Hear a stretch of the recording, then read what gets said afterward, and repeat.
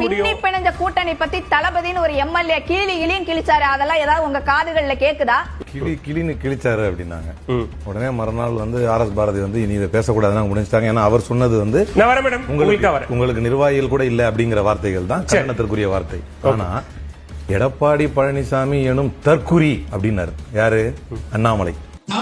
காலில் விழுந்து பதவியை பிடித்த எடப்பாடி பழனிசாமி தன்மானமிக்க ஒரு விவசாயியுடைய மகனை பச்சையிலே 10 ஆண்டு காலம் கையெழுத்து போட்டு ஒரு பைசா வாங்காத அண்ணாமலை பற்றி சொல்வதற்கு எடப்பாடி பழனிசாமி என்கிற தற்குறிக்கு எந்த விதமான அதிகாரம் கிடையாது.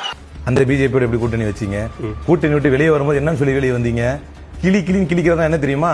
கூட்டணி விட்டு வெளியே வரும்போது அதிமுக கொடுத்த அறிக்கை என்ன தெரியுமா? எங்கள் கொள்கை தலைவர் அண்ணாவை கேவலமாக பேசிவிட்டார்கள், அதனால நாங்க வெளியே வந்துட்டோம். இப்ப அவங்க நிலைப்பாட்டில் ஏதாவது தெளிவு கொடுத்தாங்களா?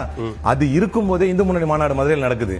அந்த மேடையில் வைத்து கொள்கை தலைவர்களான அண்ணாவையும் பெரியாரையும் கிளி என்று கிழிக்கிறார்கள். அதிமுகவின் உயர்மட்ட நிர்வாகிகள் முன்னாள் அமைச்சர்கள் மேடையிலே அமர்ந்திருக்கிறார்கள்.